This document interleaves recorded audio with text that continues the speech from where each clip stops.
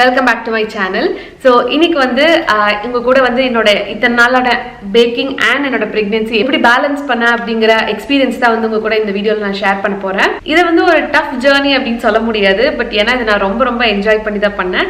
But அப்பப்போ அங்கங்கே வந்து நிறைய ஸ்ட்ரகிள்ஸ் இருந்துச்சு. ஸோ அதெல்லாமே டீட்டெயிலாக உங்க கூட இந்த வீடியோவில் நான் ஷேர் பண்ணுறேன். கண்டிப்பாக வந்து உங்களுக்கு இன்ட்ரெஸ்டிங்காக இருக்கும் அப்படின்னு நினைக்கிறேன். ஏன்னா ஒரு ஸ்டோரியாக சொல்கிறப்போ அடுத்தவங்களோட எக்ஸ்பீரியன்ஸ் கேட்குறப்போ அதுலேருந்து நம்மளுக்கு கிடைக்கிற மோட்டிவேஷன் அண்ட் ஒருத்தங்க அதை எப்படி மேனேஜ் பண்ணி டேக்கிள் பண்ணி வந்தாங்க அப்படின்னு நமக்கு தெரியறப்போ அது வந்து கண்டிப்பாகவே இன்ஃபர்மேட்டிவாக இருக்கும். ஸோ அதனால தான் ஸ்டார்டிங்லேருந்தே என்னோட எக்ஸ்பீரியன்ஸ் வந்து நான் உங்க கூட ஷேர் பண்ணுறேன். ஸோ இப்போ அங்கே வீடியோக்குள்ளே போகலாம்.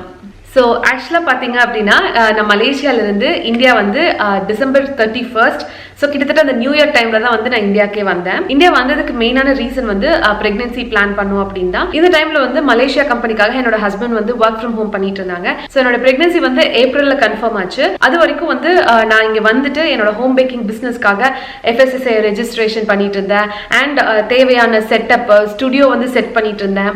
அண்ட் நிறைய இந்த ஸ்டிக்கர்ஸ் வாங்குறது, கொஞ்சம் டிசைன்ஸ் எல்லாம் கஸ்டமைஸ் பண்றது, அந்த மாதிரி ஒர்க் எல்லாம் வந்து சைட் பை சைட் போயிட்டு இருந்துச்சு. ஸோ இந்த ஒர்க் எல்லாம் போயிட்டு இருந்ததுனால தான் என்னால் பெருசா வீடியோ பண்றதுல வந்து கொஞ்சம் ஆக்டிவா இருக்க முடியல.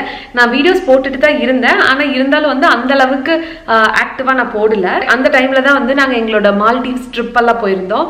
ஸோ அதனால கொஞ்சம் அந்த மாதிரி என் பர்சனல் ஒர்க்ல வந்து ரொம்பவே பிஸியா இருந்தேன். அதுக்கப்புறம் பாத்தீங்க அப்படின்னா நான் சொன்ன மாதிரி ஏப்ரல் என்னோட பிரெக்னன்சி கன்ஃபார்ம் ஆச்சு. ஸோ கன்ஃபார்ம் ஆனதுக்கு அப்புறம் பாத்தீங்கன்னா எனக்கு ஃபுல்லா அந்த ஃபர்ஸ்ட் ட்ரைமஸ்டரே வந்து ஃபுல் சிக் தான். நான் ரொம்ப ரெஸ்ட்லெஸ்ஸா பண்ண முடியாம இருந்துச்சு. ஸோ அதனால வந்து நான் அம்மா வீட்டுக்கு போய் இருந்துட்டேன். அங்க பாத்தீங்கன்னா ஃபர்ஸ்ட் 3 months வந்து அங்கதான் இருந்தேன். அதனாலதான் என்னோட வீடியோ சுத்தமாவே எதுவுமே வந்திருக்காது. அப்படியே வந்து கிட்டத்தட்ட எல்லாமே ஹோல்ல போட்ட மாதிரி ஆயிடுச்சு. அதுக்கு முன்னாடியும் நான் அந்த அளவுக்கு பெருசா கன்சிஸ்டன்டா இல்ல. அண்ட் அந்த 3 months சுத்தமாவே நான் எதுவுமே அப்லோட் பண்ணல.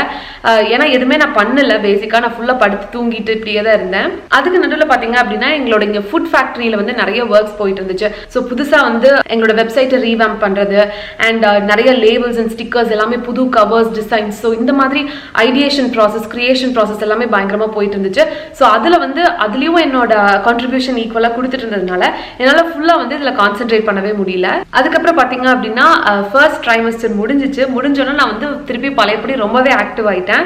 அண்ட் என்னால் வந்து கிட்டத்தட்ட எல்லா என்னோட ஒர்க்ஸுமே பண்ணிக்க முடிஞ்சிச்சு. ஸோ நான் உடனே வந்து அங்கிருந்து கிளம்பி இங்கே வந்து அப்புறம் அப்படியே கொஞ்சம் கொஞ்சமாக என்னோட பிஸ்னஸ் பண்ணி வச்சதெல்லாம் வந்து செட்டப் எல்லாம் வந்து திருப்பியும் யூஸ் பண்ணிக்க ஆரம்பித்தேன். கிட்டத்தட்ட ஸோ இது வந்து நான் ஆக்டிவாக திருப்பி ஆனது வந்து ஜூலையில் தான். ஜூலை வரைக்கும் அப்படியே சரி அப்புறம் பார்த்துக்கலாம், ஆஃப்டர் பேபி வந்து திருப்பி நம்ம கண்டினியூ பண்ணிக்கலாம் அப்படின்னு நினைச்சேன். அதுக்கப்புறம் பார்த்தா எனக்கே ரொம்ப போர் அடிக்க ஆரம்பிச்சிச்சு. ஸோ அதனால தான் வந்து திருப்பி என்னோட யூடியூப் அண்ட் பேக்கிங் பிஸ்னஸ் அப்படின்னு சொல்லிட்டு நான் திருப்பி ஸ்டார்ட் பண்ணிட்டேன். அது வரைக்கும் நடுவில் வந்து ஆர்டர்ஸ் எல்லாத்தையுமே வந்து நான் எடுத்துக்கல எதுவும் பெருசா. அப்புறம் என்னோட செகண்ட் ட்ரைமஸ்டர் ரொம்ப ரொம்ப பியூட்டிஃபுல்லான ஒரு பீரியட். ஸோ அந்த டைம்ல தான் மோஸ்டா என்னோட கேக் ஆர்டர்ஸ் எல்லாமே வந்துச்சு. அண்ட் நான் எல்லாத்தையுமே ஆக்டிவா எடுத்து செஞ்சுட்டு இருந்தேன். ஆக்சுவலா நான் நிறைய ஆர்டர்ஸ் எடுத்து செஞ்சுட்டு இருந்தேன். இன்னும் அது எதுவுமே வந்து நான் அப்லோட் பண்ணல. ஸோ இந்த டைம்ல வந்து எனக்கு நிறைய பக்கத்துல இருக்கிறவங்க அந்த மாதிரி எனக்கு நிறைய ஆர்டர்ஸ் வந்துச்சு. அட்லீஸ்ட் என்ன வந்து பிஸியா வச்சுக்கிற அளவுக்கு நான் பண்ணிட்டு இருந்தேன். ரொம்ப என்ன டயர் பண்ணிக்கணும்னு நினைச்சுக்கல. அதே சமயம் ரொம்ப சும்மா இருந்தாலும் வந்து அப்படின்ட்டு இருக்கும். ஸோ அதனால வந்து அட்லீஸ்ட் நான் வந்து கொஞ்சம் என்னால் மேனேஜபிளா தான் இருந்துச்சு.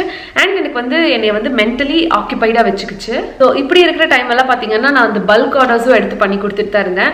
கிட்டத்தட்ட வந்து ஒரு 8,000 rupees-ஆன அந்த கேக் ஆர்டர், 5,000 rupees-க்கு. ஸோ அந்த மாதிரி நான் பல்க் ஆர்டர்ஸும் வந்து எனக்கு பண்ற அளவுக்கு கேப்பபிலிட்டி இருந்துச்சு. அப்பதான் தெரிஞ்சு. பிகாஸ் நான் வந்து சரி பண்ண முடியாது அப்படின்னு நினைச்சேன். பட் அதுக்கு எஃபர்ட் வந்து ரொம்ப ஜாஸ்தியா இருந்துச்சு. பிகாஸ் நம்ம நிறைய ரெடி பண்ணணும். கிட்டத்தட்ட இந்த 1 day பிஃபோர் தான் எல்லாமே ரெடி பண்ணி கொடுக்கணும். ஸோ நான் அந்த ஒரு வீடியோ நான் உங்க கூட ஷேர் பண்ணியிருப்பேன். பட் இன்னொரு வீடியோ வந்து வச்சிருக்கேன், அதை நான் ஷேர் பண்ற கூடிய சீக்கிரமே. அந்த மாதிரி பர்த்டே பார்ட்டிஸ்க்கு ஒரு 2 பர்த்டே பார்ட்டிஸ் தான் நான் பண்ணேன். பிகாஸ் அதுக்கு மேலே வந்து அந்த ஸ்ட்ரெஸ்ஸை பார்த்துட்டே வந்து எனக்கு கொஞ்சம் பயம் வந்துருச்சு. ரொம்ப பண்ணாது என்னைய வந்து ரொம்ப வேர் அவுட் பண்ணிருமோ அப்படின்னு. ஸோ அதனால வந்து சின்ன சின்ன ஆர்டர்ஸை எடுத்து பண்ணிட்டு இருந்தேன். ஸோ ஒரு நாளைக்கு வந்து ஒரு 2 கேக் வர மாதிரி இருக்கிற ஆர்டர்ஸ். ஸோ அந்த மாதிரி என்னால் எவ்வளோ பண்ண முடியுமோ அந்த அளவுக்கு இருக்கிறதெல்லாம் பண்ணி கொடுத்துட்டு இருந்தேன். வேற ஒரு பார்ட்டிக்கு நான் பண்ண கேக் தான் பார்த்தீங்க அப்படின்னா நான் என்னோட எக்ஸ்பீரியன்ஸ் எல்லாம் ஷேர் பண்ணியிருப்பேன். நான் அந்த வீடியோவில் வந்து நான் இப்போ ப்ரெக்னெண்ட்டாக இருந்தேன் அப்படிங்கிறத ஷேர் பண்ணல. ஸோ நைட் வந்து கிட்டத்தட்ட ஏர்லி மார்னிங் 4-5 அந்த மாதிரி தான் தூங்கினப்போ வந்து எனக்கு அது ரொம்ப ஸ்ட்ரெஸ் ஸ்ட்ரெஸ்ஃபுல்லாக இருந்துச்சு. ஸோ அப்போ தான் டிசைட் பண்ணால் ஓகே இந்த டைம்லலாம் வந்து அந்த மாதிரி ஆர்டர்ஸ் எடுத்துக்க கூடாது அப்படின்னு. மென்டலியும் வந்து ரொம்ப ரொம்ப டிஸ்டர்பிங்காக தான் இருந்துச்சு. ஏன்னா ஸ்லீப்லெஸ் நைட்ஸ் அண்ட் நம்ம ப்ராப்பராக ஆர்டர் கொண்டு போய் அவங்களுக்கு டெலிவர் பண்ணணும், இந்த மாதிரி கொஞ்சம் ஸ்ட்ரெஸ் எல்லாம் இருந்துச்சு. அதுக்கப்புறம் நம்ம சின்ன சின்ன ஆர்டர்ஸ் எல்லாம் எடுத்து பண்ணுறப்போ அது சுத்தமாகவே தெரியாது. அந்த எஃபர்ட் வந்து பெருசாக போடுற மாதிரியே இருக்காது. அண்ட் நம்ம வாட்டுக்கு கொஞ்சம் ஏர்ன் பண்ணிகிட்டே இருக்கிறதுனால அது ஒன்றும் பெரிய கஷ்டமா இல்லை. அண்ட் மனசுக்கு வந்து சந்தோஷமா இருக்கு. அட்லீஸ்ட் நம்ம தூங்க போகிறப்போ ஓகே ஏதோ ஒன்று உருப்படியாக பண்ணியிருக்கோம் அப்படின்னு தோணும். நிறைய புதுசாக கேக்ஸ் எல்லாம் அட்டெம்ப்ட் பண்ணுறப்போ நம்மளுக்கும் வந்து அந்த எக்ஸ்பீரியன்ஸ் எல்லாம் கெயின் ஆகிட்டே இருக்கும். ஸோ நான் வந்து கிட்டத்தட்ட என்னோட 3rd trimester எண்டு வரைக்கும் வந்து இந்த மாதிரி சின்ன சின்ன ஆர்டர்ஸ் எல்லாம் வந்து எடுத்து பண்ணிட்டு தான் இருந்தேன். கிட்டத்தட்ட என்னோட 34 weeks வரைக்கும் நான் கேக் ஆர்டர்ஸ் எல்லாம் பண்ணி கொடுத்துட்டு தான் இருந்தேன்.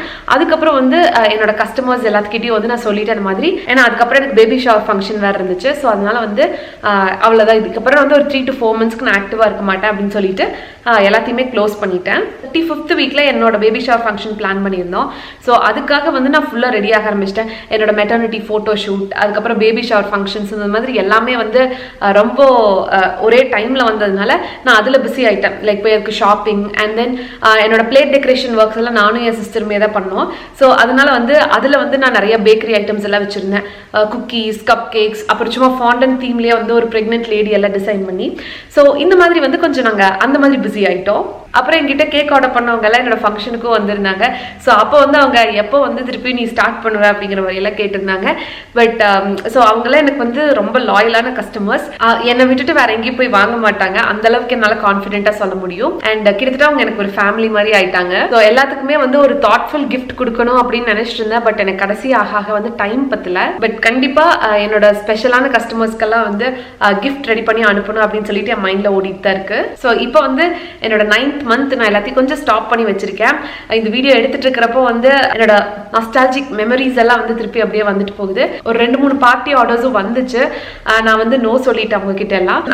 நான் ரீசன் சொன்ன சில பேர்த்துக்கிட்ட நான் பிரெக்னெண்டா இருக்கேன் அப்படின்னு. அண்ட் யூடியூப் பொறுத்த வரைக்கும் அதனால தான் என்னால் பெருசாக ஆக்டிவாக இருக்க முடியல. கமெண்ட்ஸ்க்கு அதனால தான் பெருசாக ஆக்டிவாக ரிப்ளை பண்ணவும் முடியல. அண்ட் நிறைய பேர் இன்ஸ்டாகிராமில் எனக்கு டிஎம் பண்ணிட்டு இருக்கீங்க, நிறைய டவுட்ஸ் கேட்டு. ஆக்சுவலாக நான் பார்ப்பேன் அவ்வளோ டிஎம்ஸ் வருதா. ஸோ அதில் வந்து எல்லாமே ரொம்ப பர்சனலைஸ்டு கொஸ்டின்ஸாக இருக்கு. ஸோ இதில் என்ன டெம்பரேச்சர்ல வச்சு பேக் பண்றது, இல்லை இப்படி இருக்கிறதுனால என்ன, அந்த மாதிரி கொஸ்டின்ஸ் ரொம்ப இன்ட்ரிகேட்டா இருக்கு. ஸோ அதனாலதான் வந்து அதுக்கெல்லாம் வந்து ரிப்ளை பண்ண முடியறதில்ல, ரொம்ப டயர்ட் ஆயிடுறேன். முன்னாடி எல்லாம் வந்து ஆக்சுவலா எனக்கு ரொம்ப இன்ட்ரெஸ்டிங்கா இருக்கணும், எல்லாத்தையுமே அட்ரஸ் பண்ணிட்டு தான் இருப்பேன். இப்போ வந்து ரொம்ப டயர்ட் ஆகிறதுனால பண்ண முடியறதில்ல. So very sorry for that. But இதுக்கெல்லாம் வந்து ஜென்ரலா ஒரு Q&A ஒரு லைவ் மாதிரி வந்து உங்களுக்கு இருக்கிற எல்லா டவுட்ஸ் எல்லாத்தையுமே கிளியர் பண்றேன் கண்டிப்பா. ஸோ பட் அதுக்கு இன்னும் கொஞ்சம் மேபி டைம் ஆகலாம், இன்னொரு 3-4 months ஆகலாம். கொஞ்சம் பேபி பெருசாகிற வரைக்கும் என்னால் இதில் கான்சென்ட்ரேட் பண்ண முடியாது. Hope you understand. ஸோ அதுதான் வந்து இந்த வீடியோவில் நான் கன்வே பண்ணோம் அப்படின்னு நினச்சேன். And this is how I manage my pregnancy and cake business. So என்னோட கேக் பிஸ்னஸ் இந்த டைமில் நல்லாவே போச்சு. ரொம்ப ரொம்ப சந்தோஷமாக மனசார ஏதோ ஒன்று உருப்படியாக பண்ணியிருக்கோம் அப்படின்னு ஃபீல் ஆச்சு. ஸோ எஸ், இதுதான் உங்க கூட ஷேர் பண்ணோம் அப்படின்னு நினச்சேன். இந்த வீடியோ பிடிச்சிருந்துச்சு அப்படின்னா மறக்காம என் சேனலுக்கு சப்ஸ்கிரைப் பண்ணுங்க. வேற எங்காவது என்ன பர்சனலாக ஃபாலோ பண்ணும் அப்படின்னு நினச்சிங்கன்னா இதுதான் இன்ஸ்டாகிராம் ஐடி ஹரிணி பாபுராஜ், என்னை ஃபாலோ பண்ணலாம். நான் உங்களை இன்னொரு வீடியோவில் இன்னொரு இன்ட்ரெஸ்டிங்கான கண்டென்ட்டோட மீட் பண்ணுறேன். அது வரைக்கும் பாய்.